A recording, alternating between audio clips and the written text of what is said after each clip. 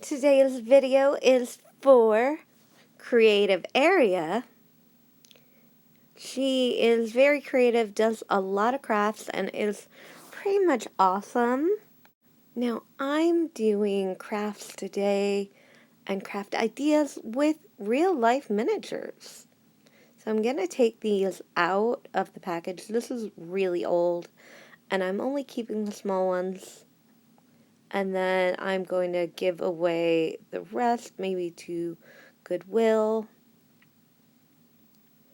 These are what I need, the really small ones that are doll sized, that can be used in dioramas, seascapes, or in other photograph opportunities. Oh, that is just beautiful. I absolutely love these. Sometimes I find these in my yard, and I'm just wondering if you know, do snails have shells this beautiful? Because I don't live by the ocean. There is a river about like a tenth of a mile from my house, because I live up on a hill and the river is down below, I've never actually gone down there to see if they have shells. So it could just be from snails. But none of them are like this pretty, but they are pretty shells. The rest are kind of big. And a lot of them are nice. Some of them are cracked. Now, they could have been put in the package cracked, or they could have just been cracked over time. This package has been in my house like forever. And we had decided to get rid of it, but I knew that I needed to take all the really pretty ones and the ones that are good for miniatures for myself. I'm just going to repackage this so it's pretty, because I still want it to be pretty when I repackage it and give it to a thrift store.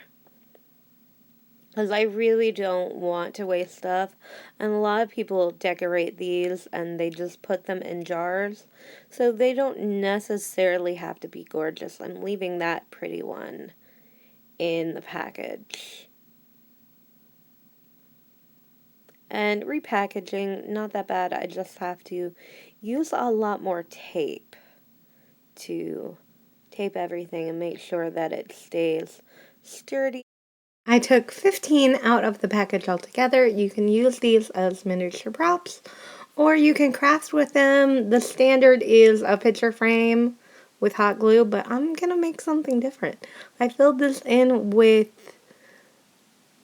air dry clay, and then I'm going to use Tester's paint that I had to soak in hot water and use that nutcracker to open it because it gets a little stuck. Now you can go thick with this paint, which will take out the ridges, but I tried not to, so it looks more like a horny substance. This is very pigmented paint, and for a very pigmented paint, it's really not bad in price. All I had to do is paint it. This took an hour or so, and that was mostly drying time, so it's not bad. Got it all over myself, and I'm cleaning up the spill that I had with what turns out to be a scrubbing bubbles bathroom wipe, but it worked very well. And just hot glue right onto the horn. I tried onto the board. It did not adhere very well. I had to do that twice.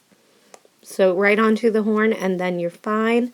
I filled in a little glue, but these are all the other shells that I took out and used today of that package. And you can use the thinner shells to be horns. I used the big one.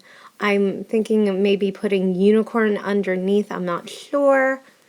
And I hope that you enjoyed this video that I made for Creative Area. And if you're not subscribed to either of us, you should be subscribed to both of us. And thank you so much for watching. And I want you to have an awesome day.